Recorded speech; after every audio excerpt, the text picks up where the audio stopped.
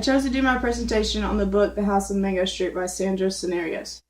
I'm going to do my cultural analysis first. During this book, Esperanza is the only character. She observes the struggles of Hispanic Americans who try and live up to the American culture. We see these struggles when the author explains the details of the neighbors' lives. Her community is made up of Latinos. Esperanza explains her fears that the white stereotype against the Latinos in her story. An example of the tradition would be when No Speak English, the woman painted her walls pink to remind her of the homes in New Mexico. She also would sing with her grandson. Esperanza had many beliefs. She believes one day she will move out of the neighborhood, but will always return because that makes her comfortable. She used to let people stay in her attic because she knows how it is to live without a home. Esperanza believes it is her duty to help others.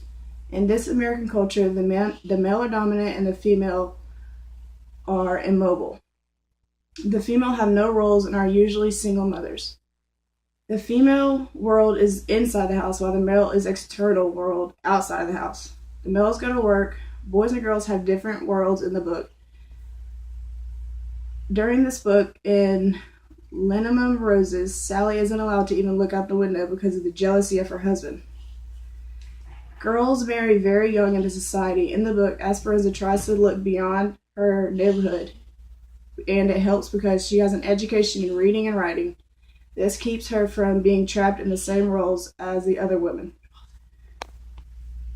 Like I said, boys and girls are in two different worlds in this book.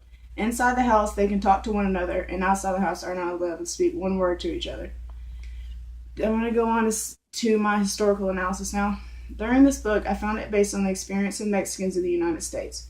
During the 1920s, immigrants from Mexico were recruited to the U.S. to do labor on railroads and mining. Mexican immigration was widespread throughout the U.S.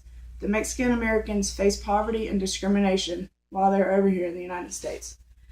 Even though the Mexicans served in the U.S. Army in World War II, they were still facing discrimination upon returning home after their serving here.